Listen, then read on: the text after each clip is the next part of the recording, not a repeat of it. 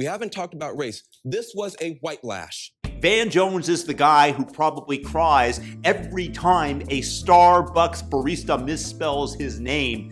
Well, the other night he got on CNN, his face quivering like he's auditioning for a Lifetime movie, and says, "Oh, no, no, no, no. This brutal attack on Iryna, it's not racial." We don't know why that man did what he did. And for Charlie Kirk to say, we know he did it because she's white, when there's no evidence of that, it's just pure race mongering, hate mongering.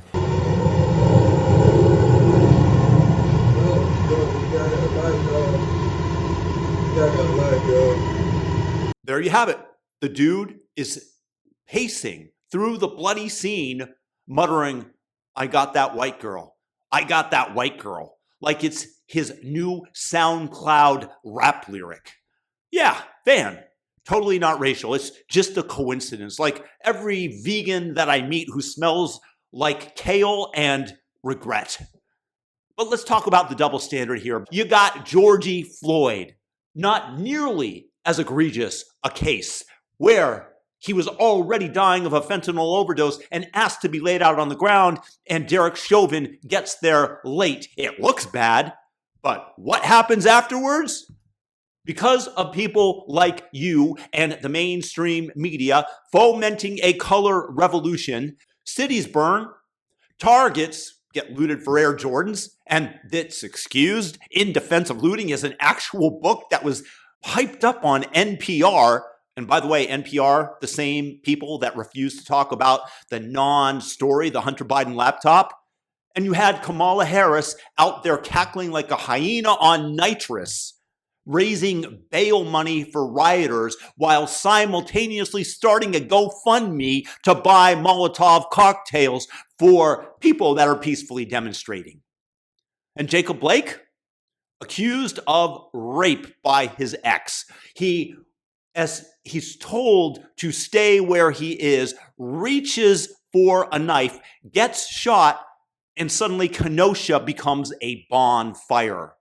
Trayvon Martin curb stomping a guy in the process of killing him and gets shot, and poof, suddenly overnight, George Zimmerman is declared an honorary Klansman, a white Latino, they called him.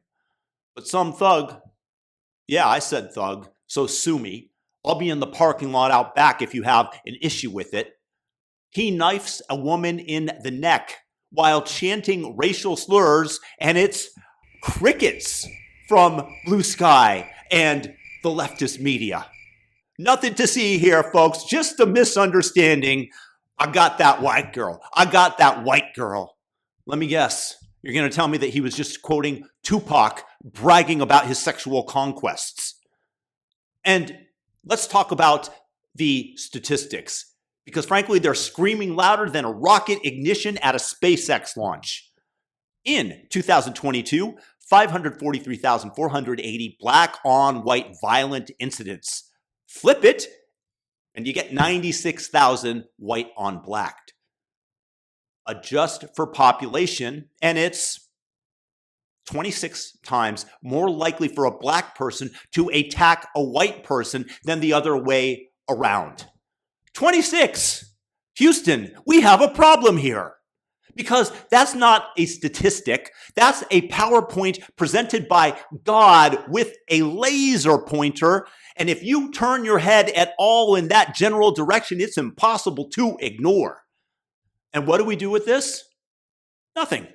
We just pretend it's not happening because, God forbid we talk about it and someone calls us a racist on X. Oh, no, not the X pylon. Honestly, I'd rather get audited by the IRS than deal with that. That is the average person on X and what they say. But in fairness, with the prior Twitter regime, they would just ban you for bringing up crime statistics that didn't shine a spotlight on the most favored people in the most complimentary manner. So poor Iryna, and God rest her soul, she made the fatal mistake of not playing the odds. Maybe she pretended not to notice the sketchy guy as she sat down. She didn't clutch her purse and walk away. She didn't channel her inner Liam Neeson from Taken. Situational awareness in this case, unfortunately, zero. Racial profiling? Nope. And my friends, that was a mistake. And now she's a statistic because she didn't read the room, or in this case, the subway car. And you know what? I'm done playing nice because it's in my interest to racially profile from now on. Because if I don't, and I just saw God's laser PowerPoint presentation 26 times more likely, then I deserve the Darwin Awards. And frankly, that's not the way I want to go out, and I don't care if you don't like it. Frankly, it's math. Numbers don't lie, unlike every politician and influencer out there pushing this garbage narrative. Unlike all the progressives that argue that just maybe 2 + 2 does not equal 4. If you think that, then please, good. You go sit by DeCarlos. And who's to blame for this? I got a list for you longer than a CVS receipt. The progressives, the social justice warriors, the TikTok algorithm that's probably coded by some Chinese AI with a grudge. Post George Floyd, it's been a nonstop TED Talk about how black people are oppressed, how they're the victims, and white people are the devil. And systemic racism is hiding in your box of breakfast cereal, ready to jump out when you're trying to eat. And they're afraid of breakfast. Because it's not about truth, it's about power. The left is out here playing 4D chess, turning entire communities into pawns to keep their vote locked down. Divide and conquer, baby. It's Machiavelli with a better PR team. And don't give me the narrative that it's not about race, because that's nonsense. Unfortunately, it's due to the left pouring gasoline on this fire for years, preaching victimhood like it's a new religion. And boy, did they manage to get some converts.